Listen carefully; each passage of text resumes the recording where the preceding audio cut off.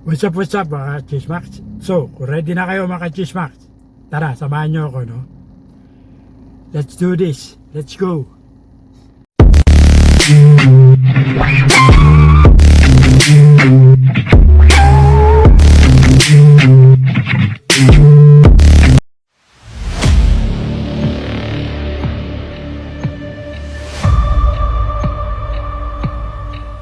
Ito may name tong actor na to ha. Ang chika, alam mo, pag na ano daw siya, pwede pong sabihin yung word na basta na AL, okay naman yung na AL lang, di ba? L. Para naman nila kung anong ibig sabihin ng L, nalalapang siya. Oo. Ibig na magsariling sikap daw siya. Oo. May tinatawagan siya isang bading. Hanap mo naman ng booking. Nagpapahanap daw ng booking. Kaya sa magsariling sikat siya, Kikita binubuk pa siya. na lang daw siya sa ibang mga bading, tapos kikita pa siya, yayaman pa siya. Oo, di ba? Ang utak ni actor, no? So, sino si Nalok- booking agent? Ay, hindi ko nga alam eh. Pero kwento lang nung isang supervising producer.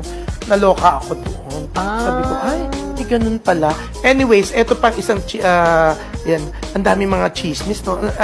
Ang sarap sana ng, pangalanan, di ba? Kung gusto natin, di ba? Pero eto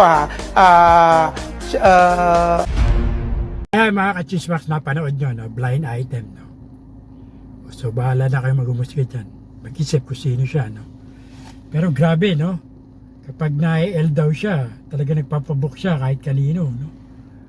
Para may kita pa raw. May point siya doon. Anyway, kanya-kanyang trip yan, no? Walang pakialaman. Buhay niya yan.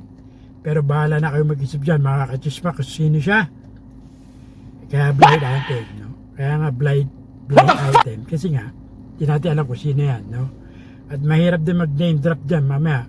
Pag-name drop ako, mamamali pa, no? Bahala na kayo mag-isip siya kung sino, no? I'm sure kilala niyo yan. Malalaman niyo rin. Ito rin, no? So, hanggang dun na lang. Muli po, ito po Cesar Castillo Jr. Sabi tirahin mo na yan. At baka tirahin pa rin ba until next time. Peace out. Till next time, mga Kachismax. With the facts, peace out.